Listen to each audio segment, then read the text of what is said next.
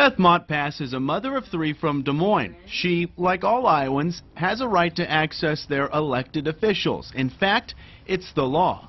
The legislature passed House Bill 550 requiring all public officers to post contact information within 30 days of taking office. Find your legislator. So we put local and state officials to the test. 10 people, from unpaid school board members to Iowa's most powerful politician, Governor Terry Branstad. Let's contact Matt. First up, State Senator Matt McCoy. And just moments after the initial Google search, I was surprised to see your cell phone number listed on the website. Beth is speaking directly to her senator. No appointment, no visit to the Capitol needed. It doesn't do the public any good to talk to machines.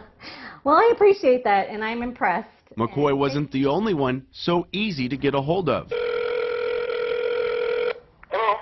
Mr. Garrett? Yes. Hi. State Senator Julian Garrett of Warren County and first-term Des Moines School Board member Nathan Blake picked up Beth's first call. Others responded within 24 hours, including Des Moines Mayor Frank County. When people have issues, you want to get back to them and find out what it is. Right. Over the next hour, we found out not every elected official is as accessible. Beth's state rep Joe Olson of Des Moines. Joe Olson's voicemail box has not been set up yet. Can't leave a message.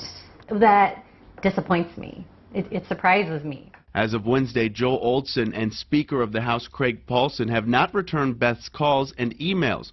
Paulson's listed number directs callers to the legislative switchboard, closed during off-session months. We want to talk to somebody. We don't want to hear an automated recording. As for contacting the governor, we can get anywhere from dozens to hundreds of phone calls a day. The governor's office does not have a policy requiring a timely constituent response.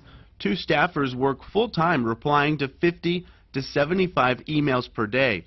6 days after Beth submitted her question through the governor's website, still no response. I would hope and expect that the individual would be receiving word back from our office in the very near future. Checking back in with Beth 1 week later. This was a real test of, can anybody get a hold of these people? 7 of 10 personally responded to her calls and or emails. With Congress's approval rating at an historic low, this mother says our local elected officials get it. People that responded right away gave me their personal cell phone number. They apologized if they were on vacation and it took a day. People were great. I'm impressed.